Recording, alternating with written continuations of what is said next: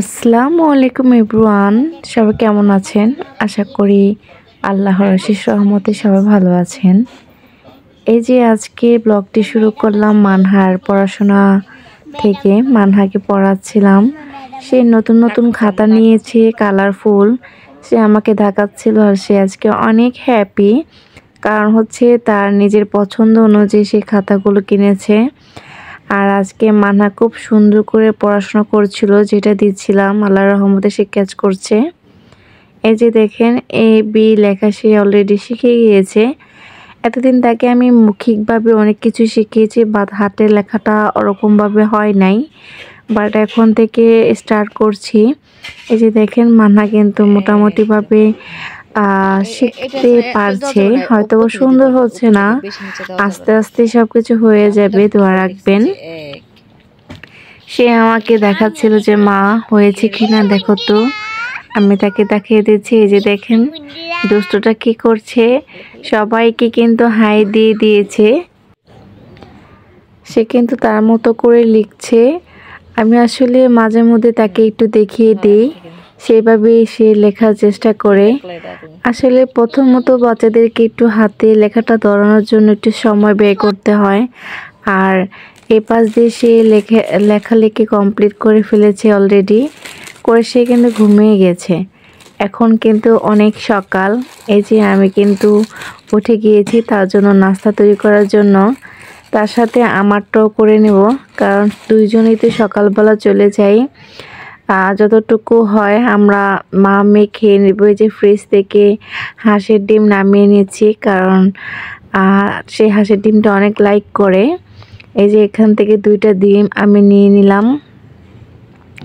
আজকে একদম instant noodles রান্না করব, কোনো সবজি না, কোনো আলু না, কোনো কিছুই অ্যাড করব না। জাস্ট এই যে এখানে আমি নুডলসটা রান্না করে নিচ্ছি সিদ্ধ করে। আর এই পাশ দিয়ে কিন্তু আমি একটু গরুর গোশত বসিয়ে দিয়েছি। একবারে রান্নাটা সেরে তারপর হচ্ছে মানহাকে নিয়ে মাদ্রাসায় চলে যাব। এই যে এখানে কিন্তু মোটামুটিভাবে আমার কষানো হয়ে গিয়েছে অনেকটাই। আর এই পাশ দিয়ে হচ্ছে আমি নুডলসটা সিদ্ধ করে নিচ্ছি। এক পাশে গরুর গোশত আর আরেক পাশে হচ্ছে মেয়ের নাস্তা। 2টা কমপ্লিট করে গেলে হয় কি, বাসায় এসে আর তাড়াহুড়া করতে হয় না মেয়ের খাবারের জন্য। এই যে দেখেন আমার কিন্তু নুডলসটা অলরেডি হয়ে গিয়েছে।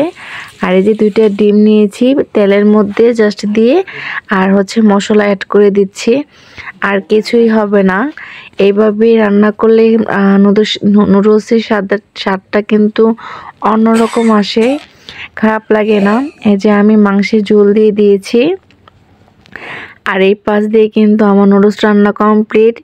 এই যে দেখেন, তাকে অনেক কষ্টে ঘুম থেকে উঠিয়ে ফ্রেশ করে আবার বসিয়ে দিয়েছি কম্বলের নিচে, কারণ শীতকাল, বাচ্চারা তো উঠতেই চায় না। নাস্তা কমপ্লিট করে কিন্তু আমরা এই যে চলে এসেছি। এখানে তাকে লিখতে দিয়েছি, সে কিন্তু এই যে 4 লিখতেছে, 1 2 3 4, সে আল্লাহর রহমতে লিখতে পারছে। আসলে কি বলবো, বাচ্চারা ছোটবেলা একটু শিখতে হয়তো বা দেরি করে, আর শিখা হয়ে গেলে আর কোনো সমস্যাই থাকে না।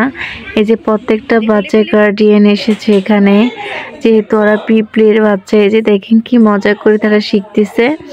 মানহা কিন্তু ওই যে উপরে একটা লিখে দিয়ে এসেছে। আর এখানে যে মুয়াজ, তারপর হচ্ছে ইব্রাহিম, ওরা সবাই গিয়েছে লেখার জন্য।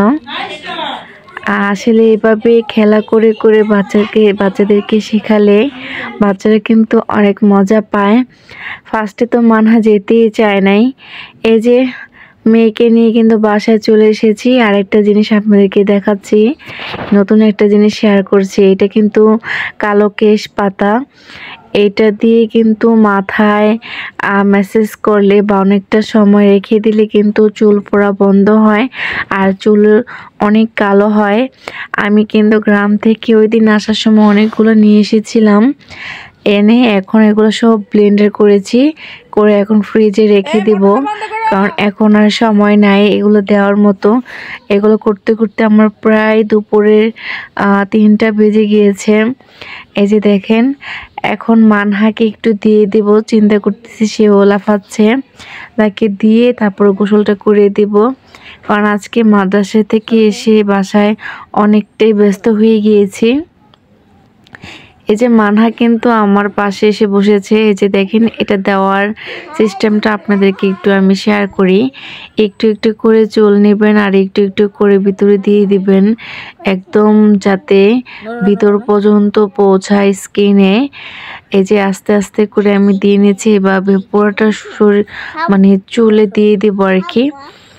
আর মানহা কিন্তু গোসল করবে, এজন্য সে অলরেডি বসে আছে রেডি হয়ে।